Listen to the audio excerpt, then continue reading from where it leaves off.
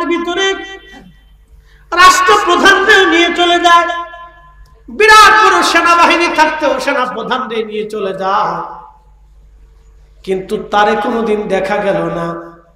কোন দিক দিয়ে আসলো তাও দেখা গেল না রে, কোন দিক দিয়ে গেল তাও দেখা গেল না।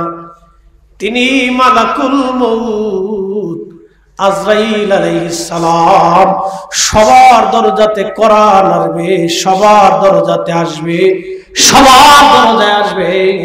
দুনিয়াতে থাকার জায়গা না, থাকার জায়গা না। অতএব এই দুনিয়ায় অন্যায় করা যাবে না, জুলুম করা যাবে না। কথা বলেন ঠিক না বেঠে? চতুর্থ দিন জিবরাইল একা আসে না, মালাকুল মউত নিয়ে আসে। দরজার মধ্যে ঢুকা দিয়ে সালাম দিলেন, আসসালাতু ওয়াসসালামু আলাইকা ইয়া রাসূলুল্লাহ। চিৎকার মেরে জোরে বলেন না সুবহানাল্লাহ। শ্রেষ্ঠ নবী দিলাম রে। কষ্ট হচ্ছে? ঘুম আসতেছে? শ্রেষ্ঠ নবী দিলাম রে, তরিতে রোজা শুরি, পথ না ভুলি তাই তো দিলে পাক কুরআনের বাণী। খোদা তোমার মেহেরবানি। জিবরাইলের সাথে মালাকুল মউত আসছে। দুইজনে সালাম দিয়ে হুজরা মুবারকে গেলেন, দুইজনে সালাম দিয়ে হুজরা মুবারকে গেলেন। আমার দিকে তাকান।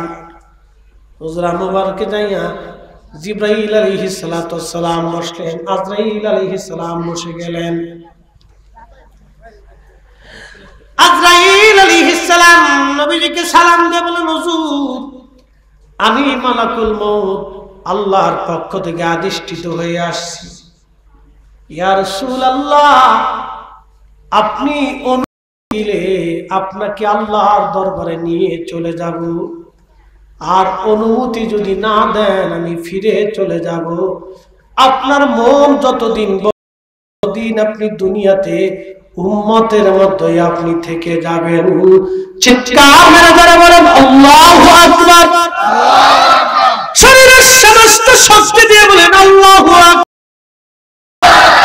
আমরা সেই নবীর উম্মত যার কাছে আজরাইল পর্যন্ত অনুমতি চায়, নবীর ইচ্ছার উপর তার হায়াত দিয়ে চলে যায়। তিনি সেই নবী রাহমাতুল লিল আলামিনের আগমনে আমরা খুশি হইয়া ঈদে মিলাদুন নবীর মাহফিল না সাজাইলে পৃথিবীতে আর কে সাজাবে? আমরাই কপালওয়ালা, আমরা কপালওয়ালা, আমরা কপালওয়ালা, আমরাই বুলন্দ নসিবওয়ালা। হাত উঁচা করে বলেন ঠিক না বেঠি?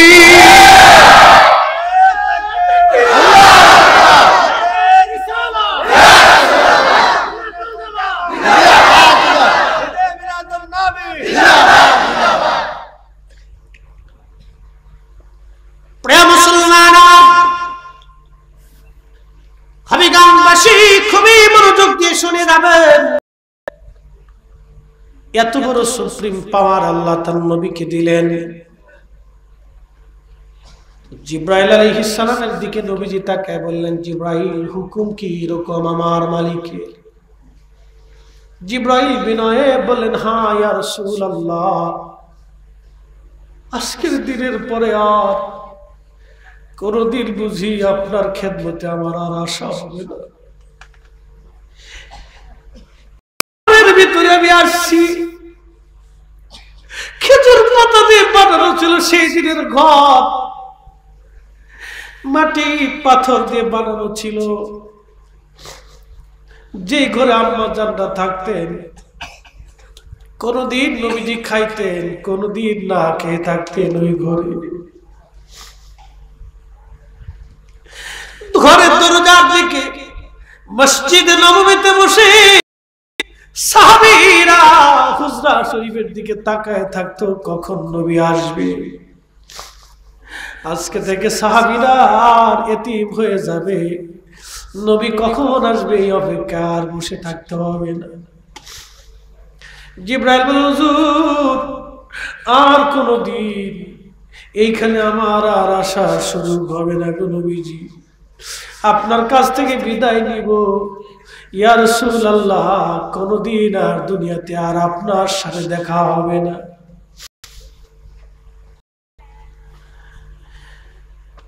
ইয়া রাসূলুল্লাহ, হুকুম দিয়েছেন আল্লাহ এরকম, যদি মন চায় আপনি উম্মতের মাঝে থাকবেন, যতদিন মন চায় ততদিন থাকবেন। আর যদি আপনি অনুমতি দেন, মালাকুল মউত আপনার জান কবজ করে নিয়ে চলে যাবে। সাহাবীরা হুজরা শরীফের বাহিরে মসজিদে নববীতে অপেক্ষা, কি সংবাদ আসে, পাগল পারা হয়ে গেছে সাহাবীরা। যদি রাসূল নাই থাকে, এ জীবন কার জন্য তারা বাঁচায় রাখবে? জীবনের চাইতে নবীকে ভালোবাসতেন। যদি লক্ষ জীবন দিয়ে নবীকে রাখা যাইতো, তারপরেও সাহাবীরা চেষ্টা করতেন নবী থাকুক, আমরা চলে যাব। যখন জিবরাইল বলেন হুজুর আপনার অনুমতির অপেক্ষায়, আজরাইল অনুমতি দিলে নিবে, না হলে চলে যাবে। তবে ইয়া রাসূলুল্লাহ, আপনার মাশউক আল্লাহ আপনার অপেক্ষায় আগ্রহী হয়ে আছে। আল্লাহু আকবার। আপনি নবীর আশায় আমার মালিক বসে আছে। একসাথে ধরে বলেন আল্লাহু আকবার। চিৎকার করে বলেন ইয়া রাসূলুল্লাহ। আহা, এই জন্য কবি লেখছেন সব গম্বদ বলে মঞ্জুর দুয়া করুণা, जब वक्त नजर आए दीदारे अता करना, दीदारे अता करना।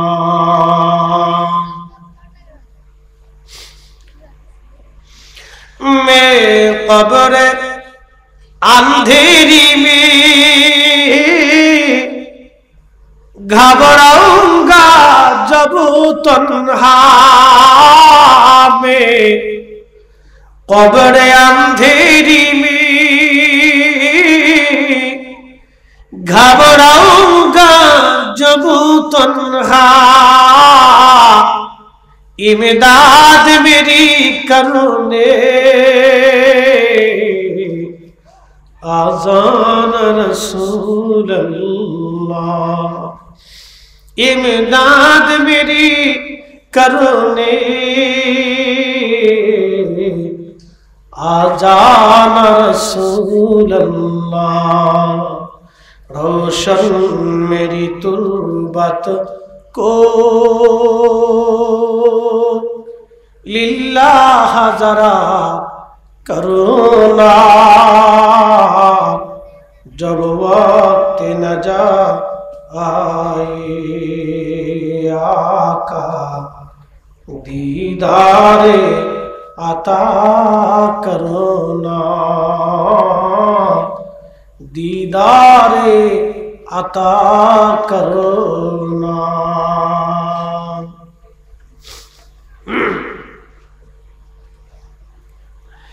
হাজিরিন, খুবই মনোযোগ দিয়ে শুনেন। যখন জিবরাইল আমিন ডাক দিয়ে বলতেছে হুজুর আল্লাহ আপনার অপেক্ষায় আগ্রহী হয়ে আছে, আমার নবীজি সাথে সাথে নরম হয়ে গেলে ডেকে বললেন জিবরাইল তাহলে আর দেরি করো না, আমার মালিক, আমার প্রভু, আমার রব, তিনি আমার অপেক্ষায় আছেন, আগ্রহী হয়ে। আর দুনিয়াতে তাহলে থাকবো না, আমি আমার মাশউকের দিদারে চলে যেতে চাই। আজরাইল আলাইহিস সালাম কাছে গেলেন, বক্ষ মুবারকের উপরে হাত রাখলেন। প্রিয় নবীজির কষ্ট হতে লাগলো। আজরাইল রে, জান কবজ কি এত কঠিন? বলে হুজুর, সৃষ্টির ভিতরে আপনার চাইতে এত সহজে আর কারো জান কবজ করি নাই, আর কারো জান কবজ হবে না। আপনার জান কবজের বিষয়টা আমাকে আল্লাহ নিজে সতর্ক করে দিয়েছে। জিবরাইল, আজরাইল, তুমি এমন ভাবে বন্ধু আনবা বন্ধুর যাতে কষ্ট না হয়। এত বড় সুপ্রিম পাওয়ার ছিল আমার নবী।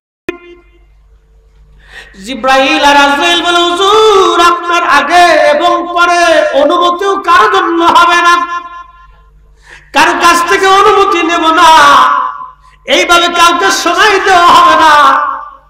ইয়া রাসূলুল্লাহ, এই সুপ্রিম পাওয়ারটা একমাত্র আপনার জন্য, এই মর্যাদা একমাত্র আপনি নবীর জন্য।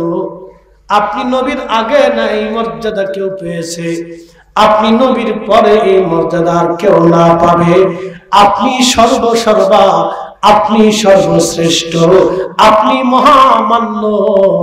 চিৎকার করে জোরে বলেন না মারহাবা।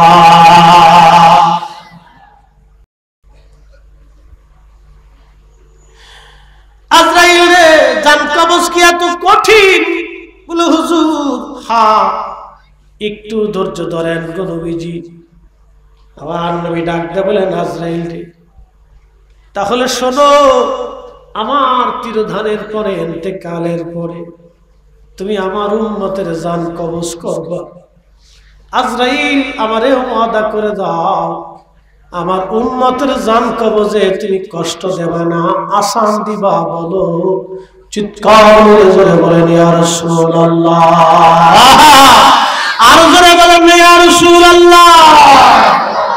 ওরে রাহমাতুল লিল আলামিন, আপনি উম্মতের জাবিন। বলেন রাহমাতুল লিল আলামিন, আপনি উম্মতের জাবিন। গুনাহগারের অতি আপনজন, আল্লাহর নবী, নূরের নবী গো, আপনি নবী আমার জীবনের।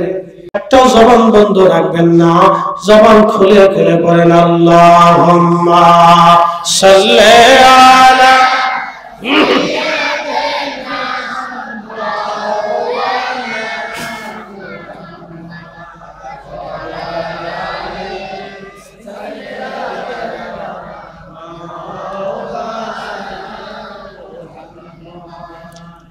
বন্ধুগণ আমার, 4 মাসে মানব দেহের ভিতরে রূহ আল্লাহ ফুঁকাই দিলেন। ফুঁকাই দেওয়ার পরে ওই যে 4টা জিনিস আল্লাহ নিযুক্ত করে দেন। 1 নম্বর হায়াত। 1 নম্বর কি? হায়াত। 2 নম্বরে রিজিক। 2 নম্বরে রিজিক। রিজিক বুঝছেন নি? আপনি কি পরিমাণে খাবেন, আপনার বরাদ্দে কি খাবার, কোন সময় কোন খাদ্য আছে, এটা আপনার হাতের মধ্যে নাই। আল্লাহ জিবরাইলকে ডাক দিয়ে বলেন, জিবরাইল, আমার বান্দার জন্য তুমি রিজিক দিয়ে দাও। কি পরিমাণে সে রিজিক পাবে এটা তুমি ওই সময় লিখে দাও। দেখবেন কোটি কোটি, হাজার হাজার, কোটি কোটি মালিক বরাতে খাবার নাই, মানব দেহে সুখ নাই, ঘরে সংসারে শান্তি নাই, কিন্তু কোটি কোটি টাকার মালিক কোনো সুখ নাই, শান্তি নাই। আবার টাকা পয়সা নাই, ঘরের মধ্যে সুখের অভাব নাই। কথা কন না কেন, ঠিক কিনা? রে তোর শুয়ে পড়তে বাবা, শুয়ে পড়, শুয়ে পড়বে না, খুব কষ্ট। যার একটু 10টা মিনিট দেরি কর বাবা, হয়ে গেছে, দেরি কর, হয়ে গেছে। আল্লাহ, তারপর তো বাচ্চারা বসে রয়েছে, কি কথা ঠিক কিনা? রাত 1টা বাজে, এই সময় পর্যন্ত বসে থাকে অনেক বড় ধৈর্য না, ওরা অনেক ভালো। আল্লাহ, আমার কাছে খুব ভালো লাগতেছে যে ওরা রাত 1টা পর্যন্ত বসে থাকা, সার্টিফিকেট কথা না। কিন্তু তাহলে বান্দার 4 মাসে যখন রূহ আসে মায়ের পেটে তখন আল্লাহ 4টা জিনিস লেখে। কয়টা? শুনে যান, জোরে বলেন কয়টা? 4টা জিনিস লেখে। 1 নম্বরে হায়াত। 1 নম্বরে কি? হায়াত। হায়াত যদি থাকে পৃথিবীর কেউ আপনাকে মারতে পারবে না, গুলিতেও মারবে না। এই যে গত আন্দোলনে দেখলেন একটা ছেলে 12টা পর্যন্ত গুলি লাগছে তারপরেও মরে না। সুবহানাল্লাহ বলেন। আবার অনেকেই ঘরের মধ্যে পড়ে স্টক করে মরে যায়, খাটের উপর থেকে শীত হয়ে পড়ে মরে যায়, রাস্তার উপরে উপর হয়ে পড়ে মরে যায়। 12টা 14টা গুলি লাগলো তারপরেও মরে না, বোমা লাগলো মরে না, হাত পা চলে গেল মরে না, ট্রাকের চাক্কার নিচে পড়েও মরে না, আবার সাইকেলের ধাক্কায় পড়েও মরে চলে যায়। সব হায়াত জোরে বলেন কার হাতে? 2 নম্বর রিজিক। আপনি কি খাবেন সকালে, দুপুরে, রাত্রে, বরাদ্দ আমাদের হাতে না, বরাদ্দ মালিকের হাতে। কোটি কোটি টাকার মালিক খাইতে পারে না। ক্লাসমেট ছিল আমার বন্ধু, তখন আলিমে পড়ি। আমার একটা বন্ধু ছিল, ওর মামা ছিল তৎকালীন অফিসার, কাস্টম অফিসার। তো আপনারা বুঝেন বিমানবন্দরের কাস্টম অফিসার, মালের জায়গা।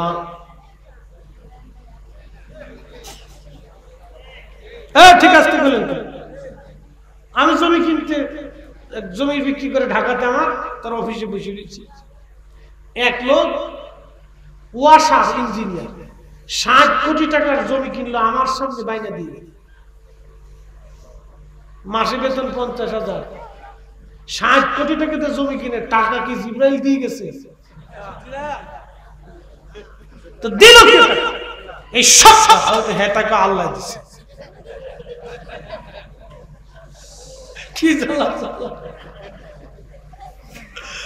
মাসে বেতন পায় 50,000, সে 60 কোটি টাকাতে জমি কিনতেছে।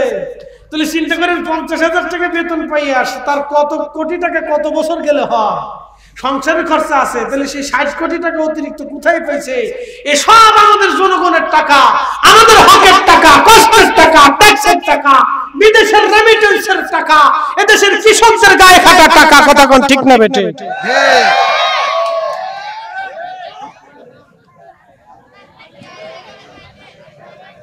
কারেন্ট আছে বেড়া দে কি করছ বেড়া জায়গা আবার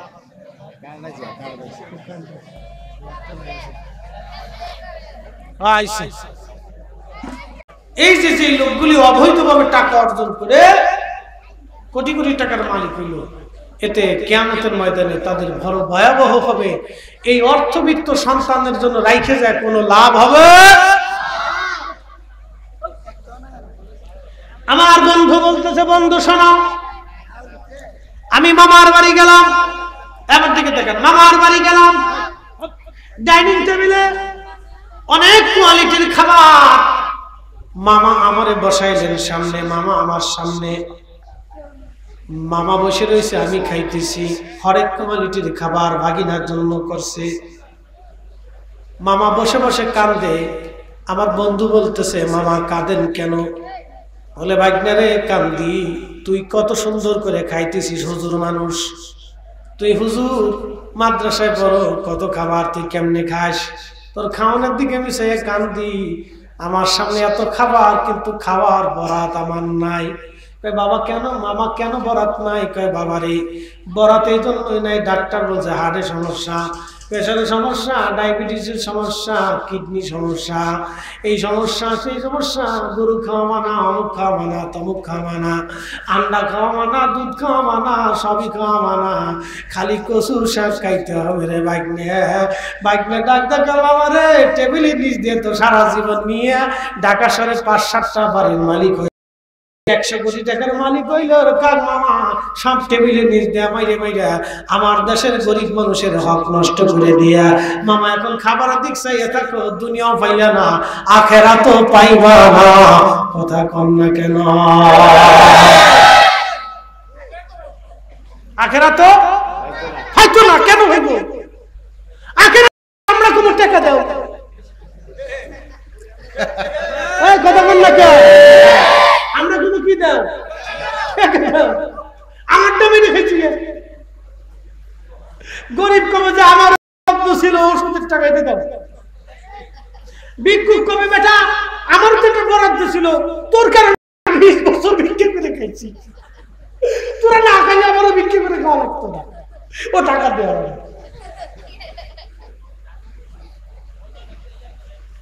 কিয়ামতের ময়দানে সবাই আমরা কোন টাকা দিয়ে ফেরত দে, ফেরত দৌড়ে যাবে আল্লাহর কাছে, আল্লাহ তোমার কোন বান্দা পাঠাইছো এত পরিমাণে পাওনাদার 18 কোটি। আল্লাহু আকবার, কত কোটি? 18 কোটি পাওনাদার আল্লাহ, 18 কোটি। আল্লাহ আল্লাহ এই পাওনাদারের কেমনে মিটাবো?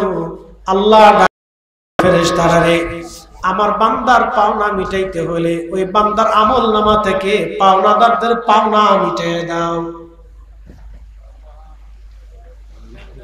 আল্লাহ নবী ডাকতে বলতেছে সাহাবীরা রে, পাওনা মিটাইতে মিটাইতে পাওনা মিটাইতে মিটাইতে 18 কোটি মানুষের নেকি যখন ওই বান্দার আমলনামা থেকে 18 কোটি মানুষের আমলনামায় নেকি চলে গেল, তখন সব নেকি তার শেষ, কিন্তু পাওনাদার শেষ হয় না। ফেরেশতারা দৌড়াই যাবে, রব পাওনাদার তো শেষ হয় নাই, আল্লাহ এখন কি করব? কিন্তু তার আমলনামায় কোনো নেকি নাই। আল্লাহ বলবেন পাওনাদারদের গুনাহগুলি আমার এই বান্দার আমলনামায় চাপায় দাও।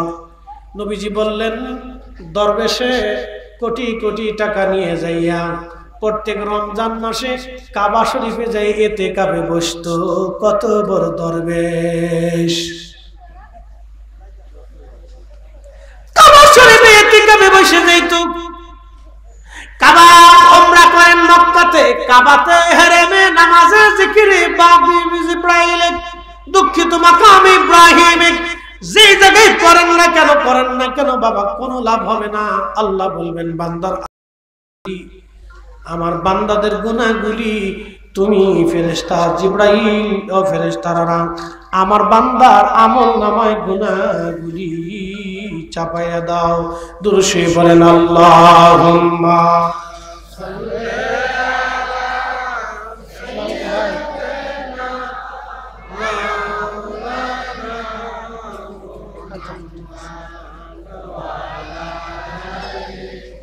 সাইয়্যিদানা মাওলানা। বন্ধুগণ আমার, খুবই মনোযোগ দিয়ে শুনিয়া যান বাবাজি। জিবরাইল আলাইহিস সালাতু ওয়াস সালাম ফেরেশতারা আল্লাহকে ডাক দিয়ে বলবে রব পাওনা মিটাই দিয়েছি। আল্লাহ বলবেন বান্দার আমলনামা আজকে নেকির পরিবর্তে গুনাহ জমে গেল, বান্দারে জাহান্নামে পাঠায় দাও। আহা, এই লোকটা সেই দিন জাহান্নামে চলে যাবে। এই জন্য এমন জীবন করিও গঠন, হাসিবে তুমি কাঁদিবে ভুবন। নবীর কদমের গোলামি করে যাওয়াটাই বুদ্ধিমানের কাজ। কথা বলেন ঠিক না বেঠে? আল্লাহ রাসূলের গোলামি আমাদেরকে করে যেতে হবে। নবীর কদমের গোলামি করে যান, আল্লাহর নবীকে খুশি করে যান, আল্লাহকে সন্তুষ্ট করে যান, তাহলে এটা হবে বুদ্ধিমানের কাজ। মুহতারাম, আল্লাহ আমাদেরকে বুঝার তৌফিক দিক, সকলে বলেন আমিন। প্রিয় উপস্থিতি, আরো দুইটা জিনিস আল্লাহ বান্দার আমলনামায় লিখে দেয়। 3 নাম্বার হচ্ছে ইজ্জত। সে কি পরিমাণে ইজ্জতওয়ালা হবে আল্লাহ সেটা বান্দার আমলনামায় লিখে দেয়। এই জন্য ইচ্ছা করলে আপনি কারো ইজ্জত নষ্ট করতে পারবেন না, ইচ্ছা করলে ইজ্জত নষ্ট করতে পারবেন না, ইচ্ছা করলে আপনি ইজ্জত নষ্ট করতে পারবেন না। এই জন্য ইজ্জত আল্লাহ রাব্বুল আলামিন লিখে দেন। 4 নম্বর আমার আল্লাহ রাব্বুল আলামিন লিখে দেন বান্দা জান্নাতি নাকি জাহান্নামী, আমার আল্লাহ সেটা লিখে দেন। এই জন্য নবীর পক্ষে থাকা, নবীর কদমের গোলামি করা, এটা আমাদের জন্য বুলন্দ নসিব, ভাগ্য। আহলে সুন্নাত ওয়াল জামাত আমরা ছাড়ব না। কথা বলেন ঠিক না বেঠে? এই যে আমরা যে পৃথিবীতে বাস করি, এই পৃথিবীতে 4 লক্ষ প্রজাতির জীব আছে, জীবন আছে। একসাথে বলবেন আল্লাহু আকবার। আমরা গুনিনি, এটা বিজ্ঞান গুনেছে। বেশিও হতে পারে, কম না, বেশি। বিজ্ঞানের গবেষণা অনুযায়ী 4 লক্ষ প্রজাতির জীব এবং জীবন। এই 4 লক্ষ প্রজাতির জীব এবং জীবনের থেকে একটা জীব এবং জীবন সবচেয়ে দামি। সেই জীব এবং জীবনের নাম হলো মানুষ।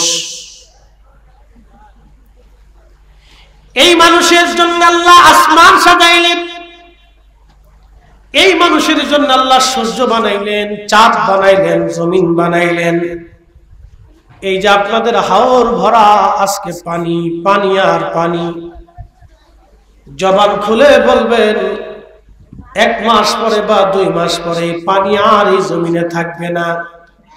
যিনি পানি দিলেন তিনি পানি নিয়ে চলে যাবেন। পানি দিলেন আপনাদের উপকারের জন্য, পানি নিয়ে যাবেন আবার আপনাদের উপকারের জন্যই। কথা বলেন ঠিক কিনা? আল্লাহ রাব্বুল আলামিন তার কোরআনে বললেন, আমি নবী হাবিব আপনাকে পাঠিয়েছি আমি আল্লাহ, ইল্লা রাহমাতাল লিল আলামিন, সমস্ত জগৎ সমূহ। পৃথিবী দেখেন, এই পৃথিবীর জগতের নাম হলো জড় জগৎ, যেটাকে দুনিয়ার জগৎ বলা হয়। এই জগতে 4 লক্ষ প্রজাতির জীব এবং জীবন আছে। আতিফলু রিজালুল মুস্তাকবির, আজকের শিশু আগামীর ভবিষ্যৎ, অসুবিধা নেই। এর ভিতরে কে হাফ প্যান্ট পরা সাইকেল হাদিস হবে আমাদের জানা নাই। এই হাফ প্যান্ট পরাদের ভিতরে কে বক্তা হবে আমাদের জানা নাই। প্রিয় উপস্থিতি, খুবই মনোযোগ দিয়ে শুনে যাবেন। আল্লাহ তার রাসূলকে আমাদের মাঝে পাঠিয়েছে। কোরআন আল্লাহ বলতেছেন, ইয়া আইয়ুহান নবী, হে আমার নবী, ইন্না আরসালনাকা শাহিদ, নিশ্চয় আমি আল্লাহ আপনাকে পাঠিয়েছি, প্রেরণ করেছি। অপর আয়াতে আল্লাহ বললেন, ওমা আরসালনাকা, আপনাকে পাঠিয়েছি, ইল্লা রাহমাতাল লিল আলামিন, শুধু এই জন্য যে আপনি তামাম জগতের রহমত। বলবেন আল্লাহু আকবার। আয়াতে বললেন, কামা ফিকুম, আমি আপনাকে পাঠিয়েছি তাদের মধ্যে রসুল, রসুল বলে। এরকম অনেকগুলি আয়াতে আপনি যদি খুঁজেন তো খুঁজে পাবেন যে আপনাকে প্রেরণ করেছি, পাঠিয়েছি। হৃদয় নামের ফুলদানিতে, হৃদয় নামের ফুলদানিতে গেঁথে রেখেছি প্রেমের মালা, ইয়া রাসূলুল্লাহ ইয়া হাবিবাল্লাহ, বলে ইয়া রাসূলুল্লাহ ইয়া হাবিবাল্লাহ ইয়া রাসূলুল্লাহ, সালাতুন ইয়া রাসূলুল্লাহ আলাইকুম, সালামুন ইয়া হাবিবাল্লাহ। জোরে জোরে জবান খুলে সালাতুন ইয়া রাসূলুল্লাহ আলাইকুম, সালামুন ইয়া হাবিবাল্লাহ। খবর লও ইয়া রাসূলুল্লাহ, খবর লও মেরে মৌলা মেরে আকা, খবর লও সালাতুন ইয়া রাসূলুল্লাহ আলাইকুম, সালামুন ইয়া হাবিবাল্লাহ। তুমি রহমান, তুমি মেহেরবান, তুমি রহমান, তুমি মেহেরবান।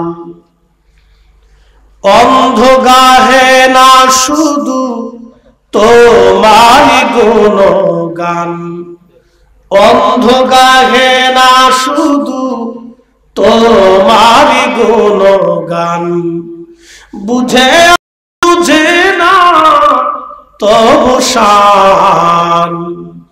তুমি রহমান, তুমি মেহেরবান। জিন্দগি তোর যাইরে ফাঁকি দিয়া রে সোনার আদর, জিন্দগি তোর যায় ফাঁকি দিয়া। ও আদম রে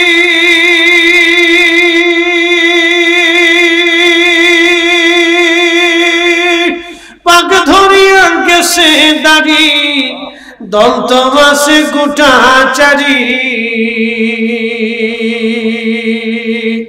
সমন জারে গিয়াছে করিয়ারে সোনার আদর, জিন্দগি তোর যায় ফাঁকি দিয়া।